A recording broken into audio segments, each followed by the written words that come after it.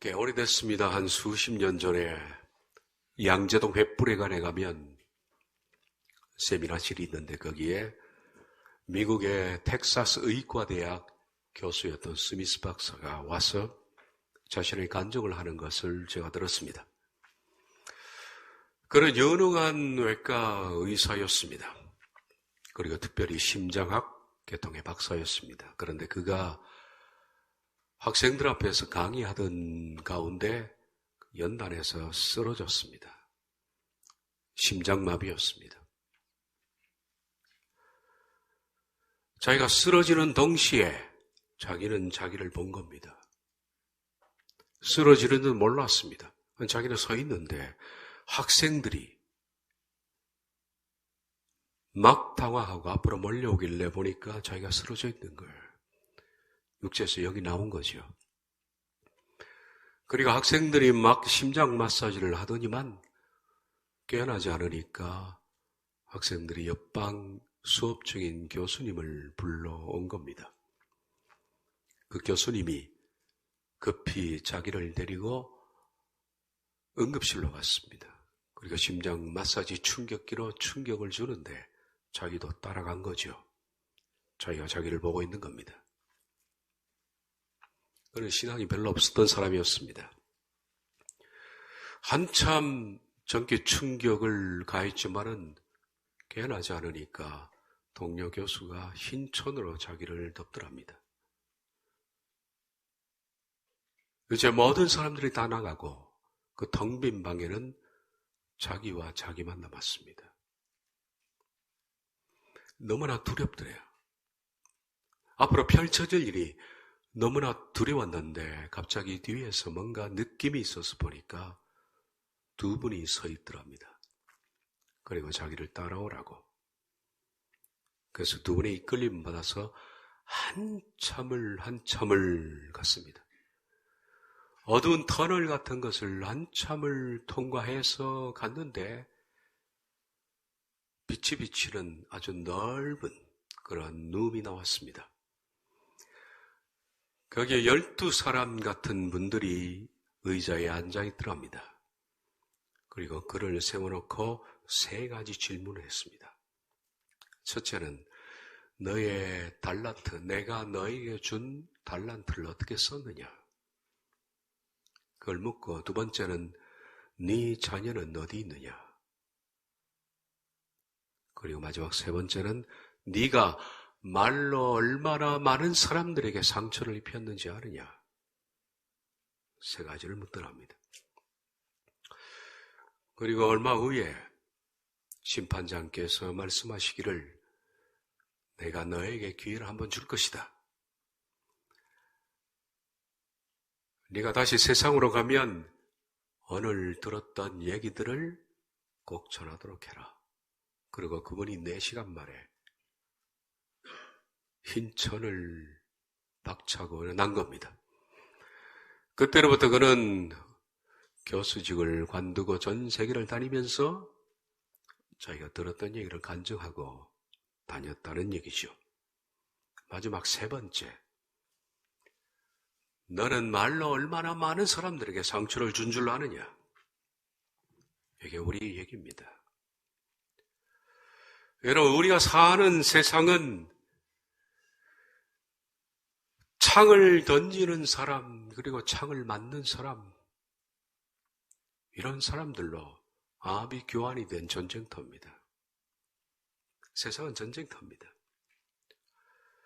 누군가가 던진 창에 맞게 되면 그 고통으로 우리들은 의욕을 잃습니다.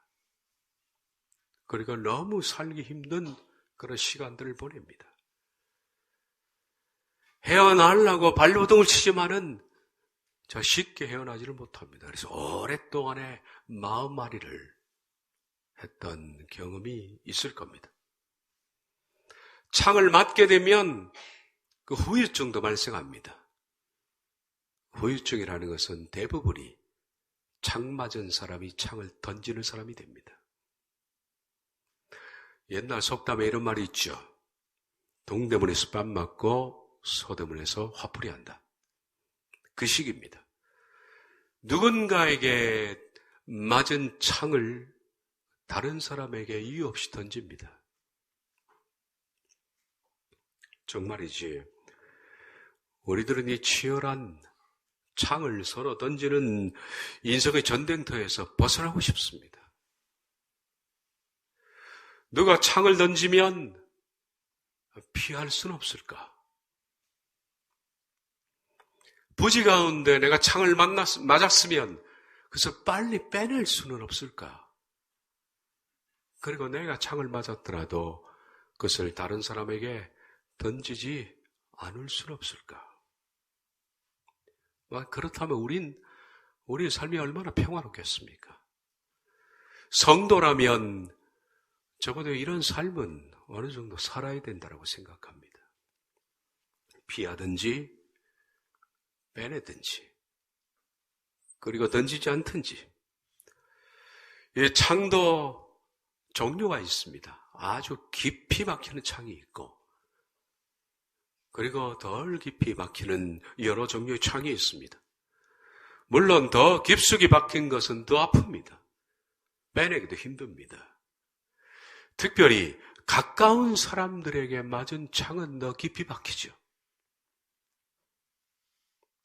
부부간에, 가족끼리, 또 내가 사랑했던 사람에게 맞은 창들은 아주 오랜 시간에 빠지지를 않습니다. 우리가 설교 중에서 그런 말을 했습니다. 4가지 언어가 있다. 첫째는 머리의 언어고, 두 번째는 입술의 언어고, 두 번째가 머리의 언어고, 세 번째가 가슴의 언어고, 네 번째가 영의 언어다 그랬습니다. 이 언어는 단계가 있습니다. 사람의 생명을 살릴수록 더 깊은 단계입니다. 영의 언어는 사람을 살립니다. 그 다음 가슴의 언어는 사람을 감동시킵니다. 그런데 이것이 반대로 상처의 깊이도 됩니다. 가슴의 말은 가슴에 박힙니다. 영의 말은 영에 박힙니다. 그래서 더 깊은 상처를 유발한다는 거죠. 창 던지는 사람 2번째 시간인데 창 던지는 사람 얘기를 하기 전에 제가 창 맞은 사람 얘기를 좀 해야 되겠습니다. 한 2주간에 걸쳐서 던지는 사람을 제껴놓고 먼저 창 맞은 사람들 얘기를 할 겁니다. 여러분들도 창을 던지기도 하고 맞기도 하니까 둘 다 해당될 겁니다. 근데 창 맞은 얘기부터 합시다. 누군가가 던진 창에 맞아서 아주 고통스러운 시간을 보낸 적이 있을 겁니다. 너무 아파서 밤잠을 설치게 되고 그리고 어떤 때는 제대로 음식을 먹지도 못할 정도로 힘듭니다. 창을 던진 그 사람이 미워서 견딜 수가 없고 그가 내게 했던 그 무례한 말과 행동들 이런 것들이 내게서 떠나지를 않습니다. 누워있으면 계속 그것이 내 귓전에 맴돌고 그의 무례한 행동들이 계속 내 눈을 아른거립니다. 그런 땐 우리 그리스도인들에게는 우리에게는 이런 아픔도 하나 더 더해집니다. 내가 이런 것 하나도 이겨내지 못하는 이렇게 연약한 사람인가 하는 자책감까지 하나 더 더해지는 겁니다. 좁은 길을 걷는다 하면서 이런 것 하나도 내가 이겨내지를 못하나 나는 왜 이래 약한 걸까 하는 자책감 말입니다. 이런 시간들은 이렇게 생각됩니다. 내게 아무런 유익이 없는 시간이야. 창 맞는 시간은 고통스러운 시간이고 아무런 유익이 없고 오히려 내 신앙생활에도 내 인생에 퇴보의 시간이 된 것 같다라는 생각 들 겁니다. 그런데 여러분 잘 들어보십시오. 창을 맞는 사람들에게는 그 시간에 결코 유익함이 없는 퇴보의 시간이고 고통만 남기는 시간인 줄로 생각합니까? 그렇지 않습니다. 세상사는 100% 다 좋고 100% 다 나쁜 거는 없습니다. 다 명과 암이 함께 있다는 겁니다. 좋은 것이 있으면 나쁜 것도 함께 있고 나쁜 일이 생기면 좋은 것도 함께 있는 것이 인생사입니다. 그러므로 창을 맞게 되면 고통스럽지만 유익한 것도 있다는 겁니다. 창을 맞게 되면 어떤 이는 그 맞은 창 때문에 감정적인 죽음을 경험하는 사람이 있습니다. 너무 아파서 감정적으로 그냥 얼마나 많이 죽는지, 심지어는 감정적 죽음을 견디지 못하면 실제로 목숨을 끊는 육체적 죽음으로 이어지기도 합니다. 그렇지만은 아주 소수는 그 아픔을 에너지로 바꾸어서 상처를 별로 만드는 사람이 있다는 겁니다. 상처가 별이 되는 사람. 이런 사람은 아주 소수입니다. 그런 사람이 있다는 겁니다. 그 받은 아픔 때문에 견디지 못하는 통증 때문에 이리 뒹굴고 저리 뒹굴다가 나중에는 그 사람의 상처 때문에 그 사람이 별이 되는 겁니다. 이런 사람을 가르쳐서 상처 입은 치유자라고 부릅니다.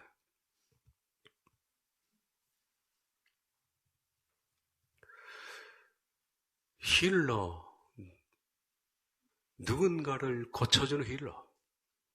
그런데 그 힐러는 먼저 wounded, 상처를 입은 사람입니다. 이 말은 구스타프 칼 융이 했던 말입니다.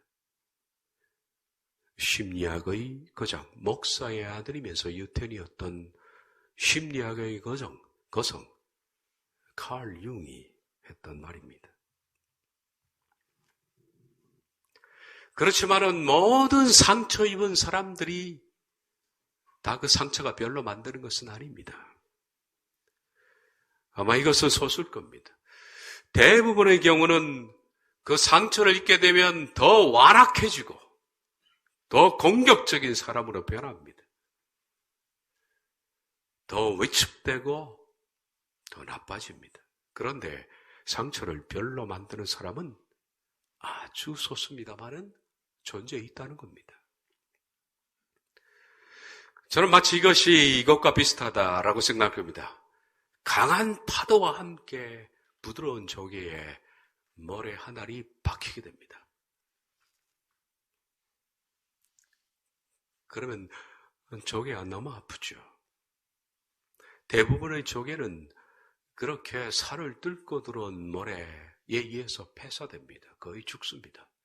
그런데 그 가운데 아주 소수지만 박힌 모래를 피눈물을 흘리면서 그것을 감싸는 조개가 있습니다.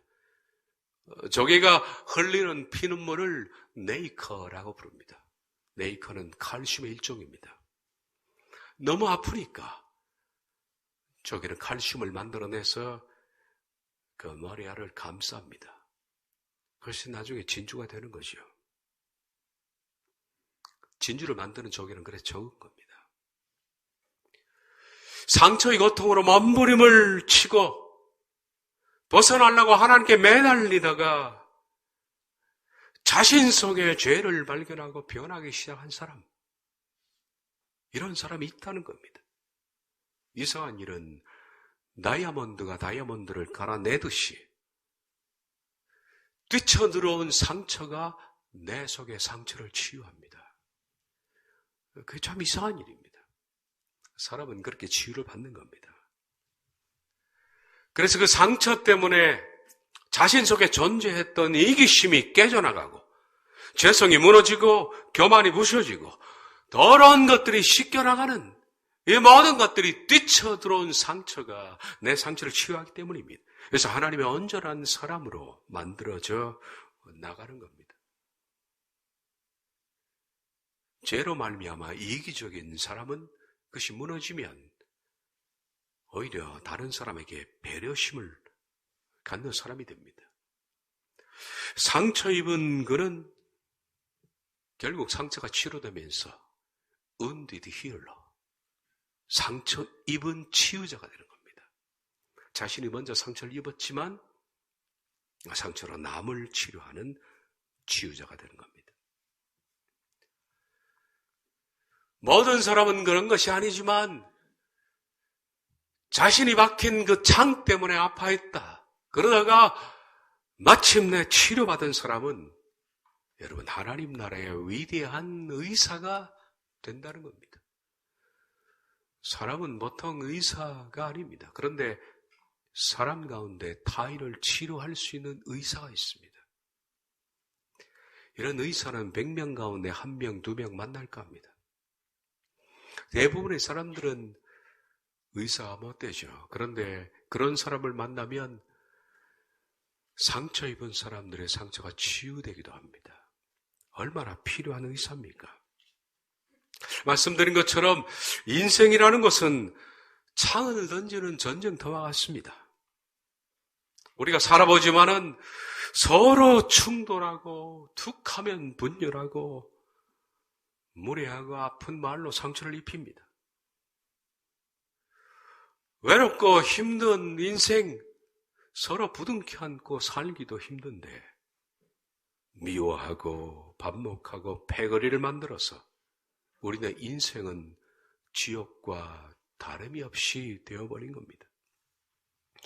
이 험난한 세상에서 누가 상처를 치유할 사람이 되겠습니까? 그런 사람 몇 개 하나 만나기도 힘든데 대부분이 자기가 아프다 그러는데 혹은 그냥 무덤덤하게 살아가는데 누가 상처를 치유하는 사람이 되겠습니까? 창을 던지는 사람이 있다면 그 박힌 창을 빼내는 사람이 얼마나 필요할까요? 그 치유자들, 이런 치유자들의 특징은 자신이 먼저 상처를 입은 사람입니다. 하나님은 그 치유자들을 만들기 위해서 하시는 것이 그에게 먼저 wounded, 상처를 입히는 겁니다. 그리고 그가 회복하면 치유자가 되는 겁니다. 힐러가 되는 겁니다. 이상한 일이죠. 그래서 역사 가운데 대부분 하나님의 위대한 의사 역할을 했던 사람들은 편안한 삶을 살았던 사람도 아닙니다. 상처 없는 삶을 살았던 사람도 아닙니다. 하나님의 역대한 위대한 의사들은 본인이 몹시 고통스러운 창에 맞았던 상처를 입었던 사람들, 그 사람들이 치유되면서 힐러가 된 겁니다. 저는 이 점이 참 이상합니다. 여러분, 대학에 가면 심리학과가 있습니다. 심리학과를 보면 거기에 지원해서 나중에 공부를 더 해서 외국 가서 박사 학위를 받는 사람들 대부분 보면 다 그런 건 아니지만 절대 다수가 심리가 너무 불안한 사람들입니다. 심리가 너무 아픈 사람들이에요. 자신이 아프니까 자기를 고쳐보려고 들어갔던 것이 대학의 심리학과입니다. 뭐 치유하는 것도 다 마찬가지.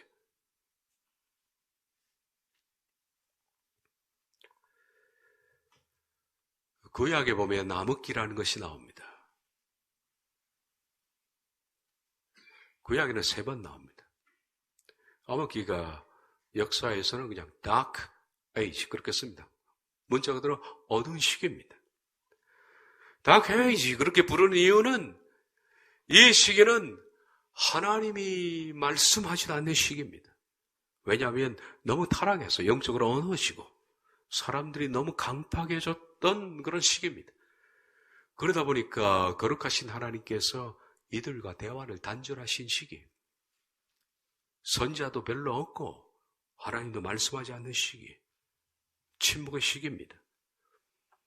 이 침묵의 시기의 끝에는 뭐가 오느냐? 반드시 하나님의 심판이 옵니다. 그런데 하나님께서는 침묵하시지만 심판을 내리시기 전에 하나님은 마지막 한 번의 기회를 주십니다. 마치 어두운 곳에 빛을 한 줄기 비치는 것처럼 하나님께서는 마지막으로 한 사람을 보내십니다. 대부분 그들이 선지자라고 불리우는 사람들입니다. 구약 사사기를 보면 사사기 끝에는 사람들이 자기 성에는 어른들이 행하는 아주 난장판이고 엉망진창이 시기인데 이 시기를 끝내기 위해서 하나님께서는 사무엘 1장을 보면 한 가정을 세우시기로 하셨습니다. 사사기 시기를 끝내고 이 사사기의 위대한 치료자로 세우기 위해서 하나님께서는 하늘에서 이 땅을 모셨는데 한 가정을 택하셨습니다. 그 가정이 바로 엘가나의 가정입니다. 하나님께서 엘가나의 자녀를 통해서 어떤 일을 하시기 위해서 어떤 말씀을 하셨는지 집중해서 봐야 합니다. 3상 1장 1절이 합니다. 에브라임 산지 라마다임 소빔에 에브라임 사람 엘가나라 하는 사람이 있었으니 그는 여호람의 아들이요 엘리의 손자요 도의 증손이요 수보의 현손이었더라. 그에게 두 아내가 있었으니 한 사람의 이름은 한나요 한 사람의 이름은 브닌나라. 브닌나에게는 자식이 있고 한나에게는 자식이 없었더라. 그러나 여호와께서 한나에게 임신하지 못하게 하심으로 누가 여호와께서 임신하지 못하게 했다.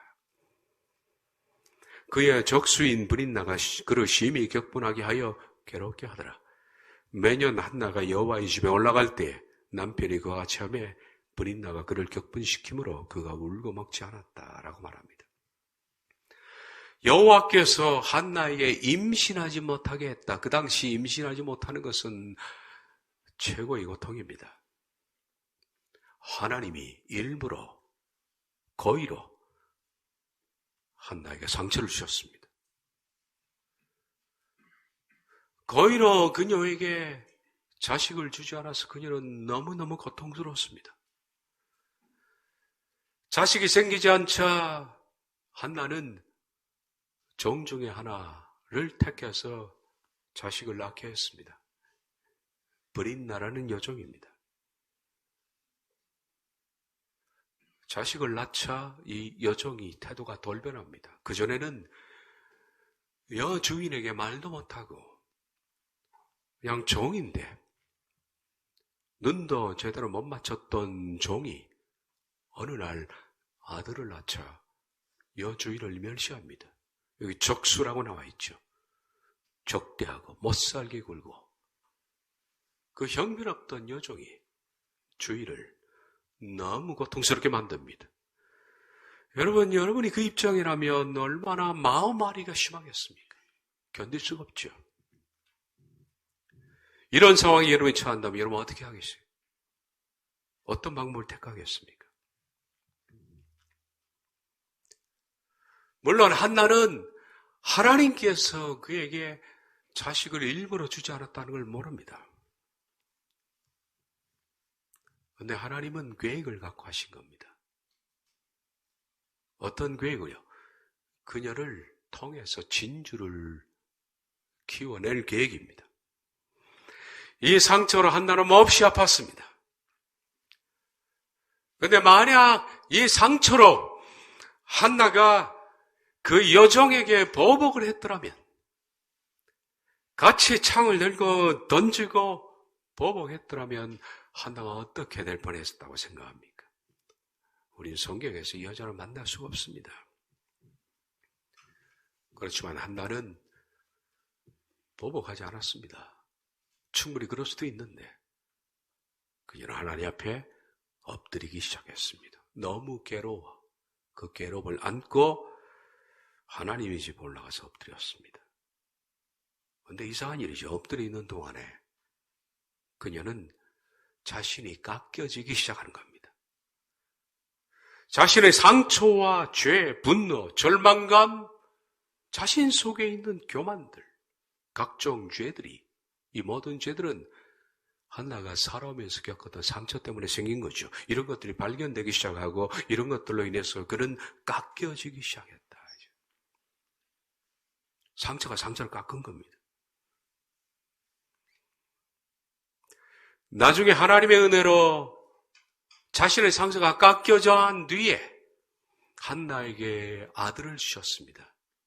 그렇게 해서 한나가 낳은 아들이 사무엘입니다.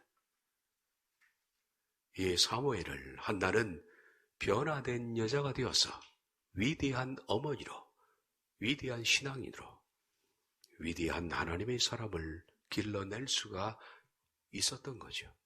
그래서 먼저 하나님께서 그에게 상처를 주신 겁니다. 그것이 바로 wounded healer, 상처 입은 치유자입니다.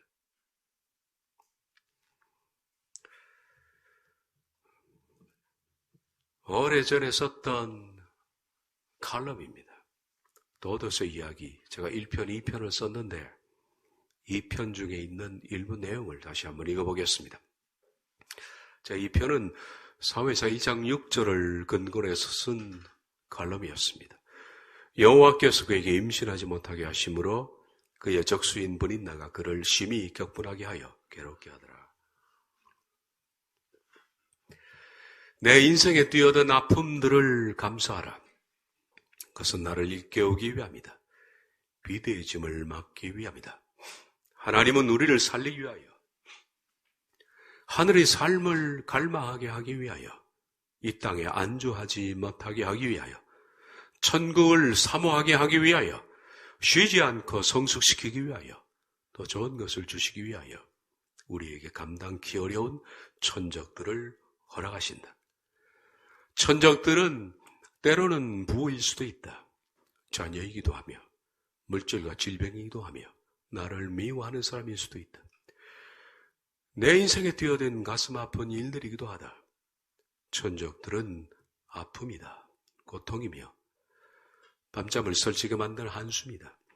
하나님의 실수 같고 공평하심 같다. 불공평하심 같다.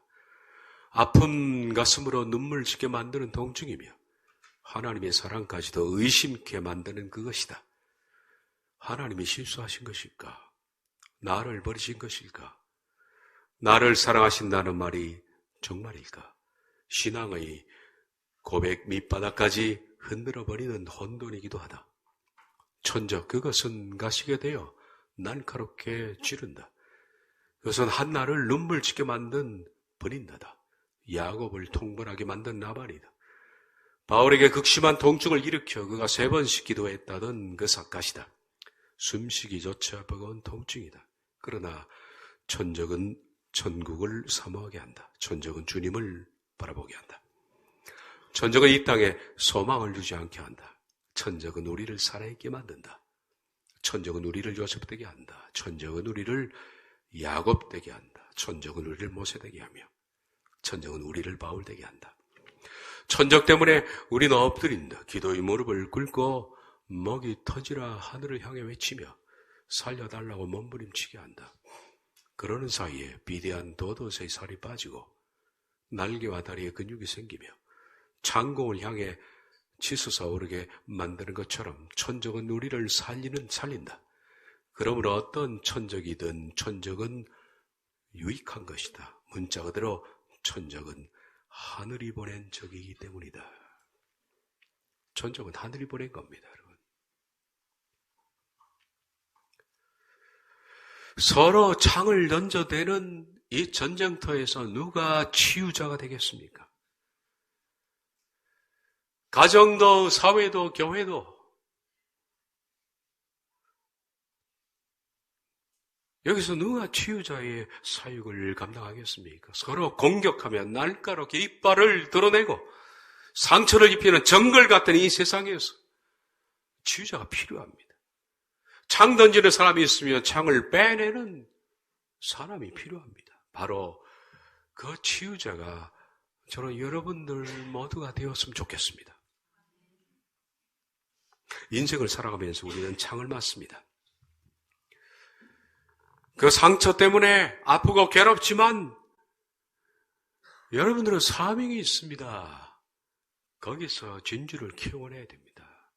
상처가 별이 되게 만들어야 됩니다. 그래서 상처 입은 타인을 치유할 수 있는 상한 감정의 치유자가 되어야 합니다. 만약 우리가 창을 맞았을 때 그 창 때문에 너무 아파하고 좌절하고 분노하고 파괴적인 삶을 산다면 여러분이 맞은 창은 창 외에 아무 의미가 없습니다. 그런데 여러분이 그 창을 통해서 잘 그 창을 다루기만 하면 다른 사람의 창을 빼낼 수 있는 하나님의 위대한 의사가 된다는 겁니다. 상처를 받으면 특징이 여러분 어깨에 종기가 난 사람하고 똑같습니다. 심리적 종기라 그렇게 부릅니다. 상처를. 여러분 어깨에 만약에 여기 좌측 어깨에 종기가 생겼다고 생각하십시오. 이 종기가 점점 커져서 벌겋게 달아오릅니다. 너무 아픕니다. 그럼 어떻게 됩니까? 위축됩니다. 위축되고 혹시 어떤 사람이 지나가다가 내게 부닥칠까봐 여러분 피합니다. 아무 일도 아닌데 피합니다. 그리고 가까운 사람이 와서 여러분에게 부지 가운데 반갑다고 어깨에 손을 올리면 아프다고 소리를 지릅니다. 심리적 종기, 상처도 마찬가지입니다. 상처가 없는 사람은 그에게 무슨 말을 해도 아프다 하지 않습니다. 왜? 아프지 않으니까. 치료되고 나면 어깨에 손을 얹든 어깨를 치든 아무 반응이 없는 것처럼 상처가 없는 사람은 무슨 말을 들어도 별로 아파하지 않습니다. 대수롭지 않게 지나갑니다.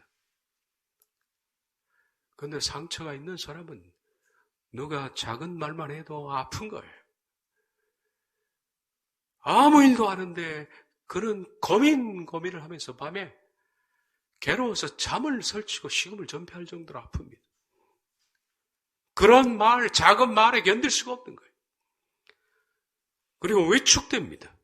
사람들 피하기도 하고 괜히 자존심이 무너지고 모든 것을 자기 중심적으로 해석하고 아주 소심해지고 조그마한 말에도 크게 반응하는 것이 상처 입은 사람의 특징입니다.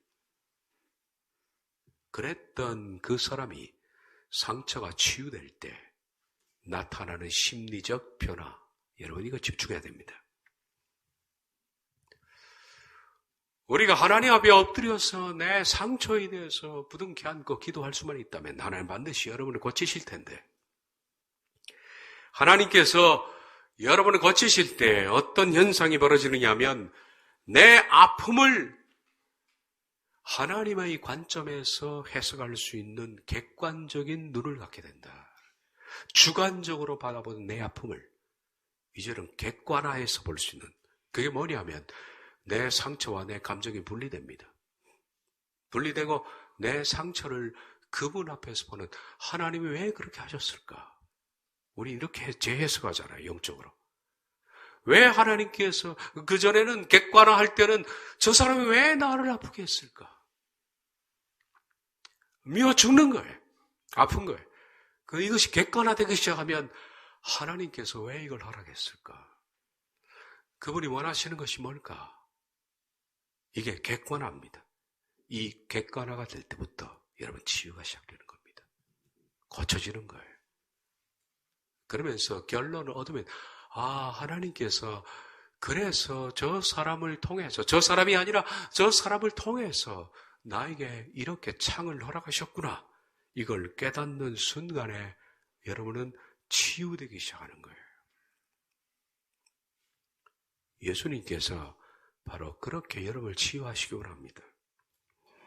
이사야 61장 1절을 보면 주 여호와의 영이 내게 내리셨으니 이는 여호와께서 내게 기름을 부으사 가난한 자에게 아름다운 소식을 전하게 하려 하심이라. 나를 보내사 마음이 상한 자를 고치며 포로된 자에게 자유를, 갇힌 자에게 노임을 선포하며. 예수님 얘기입니다. 하나님께서 예수님에게 하시는 일이 뭐냐? 마음이 상한 자를 고치는 일을 하신다는 거예요. 그래서 가장 위대한 의사가 예수님이시고 예수님을 닮은 사람들은 마음을 상한 자를 고치는 작은 의사들이 되는 겁니다. 여기 마음이 상한 자라는 영어의 표현이 아주 재미있습니다. 마음이 상했다라는 영어식 표현은 broken heart, 마음이 깨졌다라고 그렇게 표현합니다. 여러분, 우리 마음은 하나의 그릇과 같습니다. 성경에도 우리를 질그릇에 비유를 많이 했죠. 그 그릇에 자꾸 상처를 해서 충격을 주면 그릇이 어떻게 됩니까? 금이 갑니다. 그리고 더 충격을 주면 맛있는 그릇이 깨집니다. 그릇이 많이 금이 가서 틈새가 생기면 어떤 일이 벌어집니까? 그릇에 뭘 담아도 새나갑니다. 물을 담아도 새나가고 음식을 담아도 새나갑니다. 담을 수가 없는 게 특징입니다. 그래서 마음이 상한 자는 어떤 좋은 말을 해도 좋게 듣지를 않습니다. 다 새나가니까. 좋은 말을 해줘도 저 사람이 무슨 의도로, 무슨 목적으로 나에게 이런 말을 하나? 저 사람이 나를 비웃는 것은 아닌가? 지가 뭔데 나에게 충고를 하나? 이런 식입니다. 마음이 얼마나 깨졌으면 이럴까요? 마음이 얼마나 깨졌으면. 우리 주변에 이상하게 교만하고 분노와 혈기가 많은 사람이 있습니다. 참지를 못합니다. 이기적이고 무례하고 열등감이 많고 고집이 센 사람도 있습니다. 그런 사람의 특징을 보십시오. 그런 마음이 깨진 사람입니다. Broken heart입니다. 그 깨진 그릇의 틈새에서 흘러나오는 소리들이 바로 그런 겁니다. 교만, 무례함, 열등감, 분노 이런 것들입니다. 여러분, 어떤 사람들이 여러분에게 버럭버럭 소리를 지를 때 얼마나 마음이 아픕니까? 여러분이 정중하게 요청을 했는데 너무나 비웃듯이 냉정하게 거절해서 상처를 입었을 때 그 사람이 나의 마음에 지울 수 없는 말과 행동으로 상처를 입혔어요. 내가 무시당하고 업신여김 당할 때, 교만하고 잘난 척하는 사람을 만났을 때, 도무지 이해하지 않으려는 사람을 만났을 때, 짜증과 분노를 일으키는 사람을 만났을 때, 이렇게 생각하십시오. 그 사람이 여러분에게 함부로 대하는 것, 그것이 여러분에게 향하기 전에 먼저 자신이 깨진 거예요. 자기 마음이. 자신이 너무 깨어져서 아파서 아프다고 소리 지르는 겁니다. 다쳤어요. 다쳐가지고 상처를 입었어요. 피가 납니다. 그 사람은 아프다고 소리를 지릅니다. 소리를 지릅니다. 근데 옆에 있는 사람이 저거 왜 나에게 소리를 질러?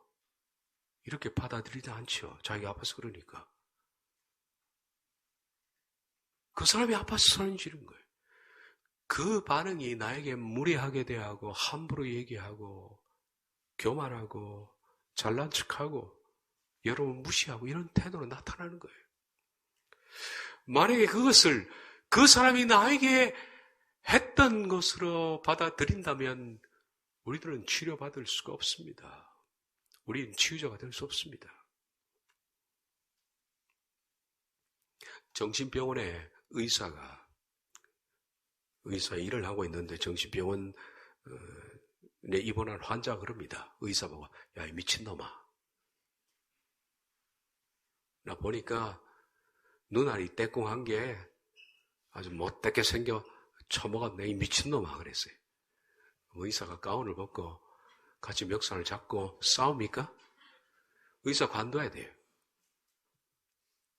미친놈하고 싸우면 그 미친놈이지, 지가. 의사는 미친놈이 한 거니까, 지가 아파서 한 거니까. 가운을 입고 그냥 불쌍히 여기는 겁니다. 치유자는 그래야 됩니다. 누가 여러분을 이유 없이 창을 던질 때가 있을 거예요. 자기가 아파서 감을 치르는 거예요. 그 속에 있는 부정적이고 우울한 것, 고독, 죄의식, 편견, 독선, 갈등, 열등감, 아픔, 자괴감, 연민 이런 것들이 어릴 때부터 받았던 상처로 그릇이 깨네.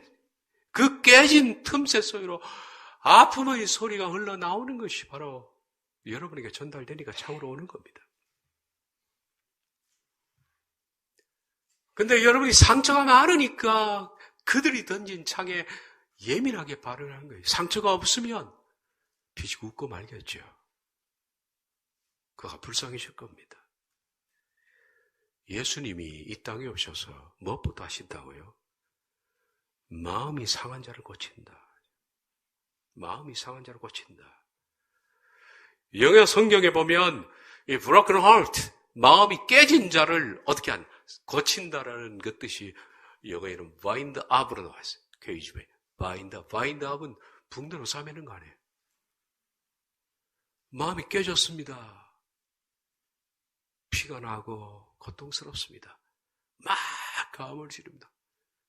주변에 있는 사람에게도 막 욕을 해야 됩니다. 그런데 그 욕을 받으면서도 치유자는 가서 그것을 붕대로 싸매줍니다. bind up.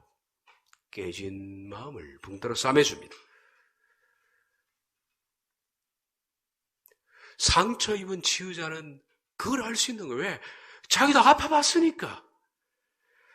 자기도 너무 심히 갈등을 겪어보고 심히 상처로 고통을 겪어봤으니까.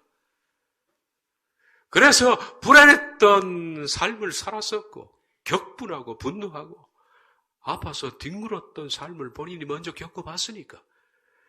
그래서 그럴 때 자기도 이유 없이 남들에게 공격하고 남들을 욕하고 남들에게 창을 던졌던 그런 삶에서 치유를 받아봤던 경험이 있으니까 옆에서 뒹굴고 아프고 소리 지르고 욕을 하는 사람을 가서 맞부터 멱살에 잡고 싸우는 게 아니라 가서 wind up, 붕대로 감싸주는 겁니다. 이것이 예수님이 하신 일이고 우리가 해야 할 일입니다. 창을 맞거든 바로 여러분부터 치유하십시오.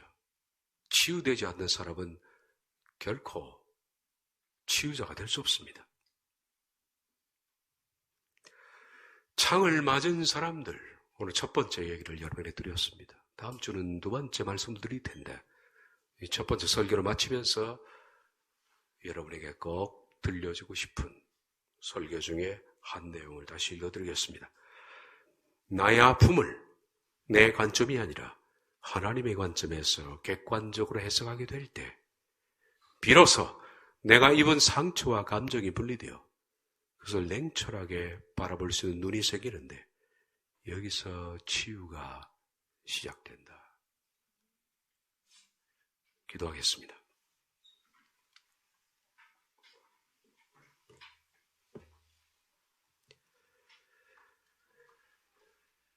예수님은 이 땅에 상한 사람들을 치료하러 오셨습니다. 욕을 먹고 멸시를 당하고 춥고 굶주리면서 자신에게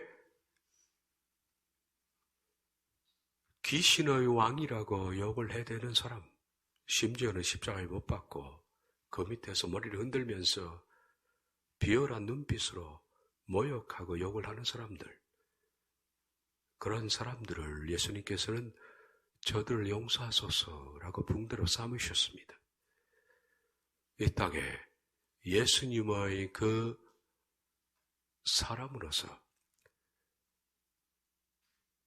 깨진 마음을 붕대로 감쌀 수 있는 치유자가 필요한데 바로 이 마지막 때를 살아가는 우리들 가운데 그런 치유자가 나왔으면 좋겠습니다. 성숙한 하나님의 사람이며 하나님의 위대한 의사가 되게 해 주옵소서. 예수님의 이름으로 기도하옵나이다. 아멘.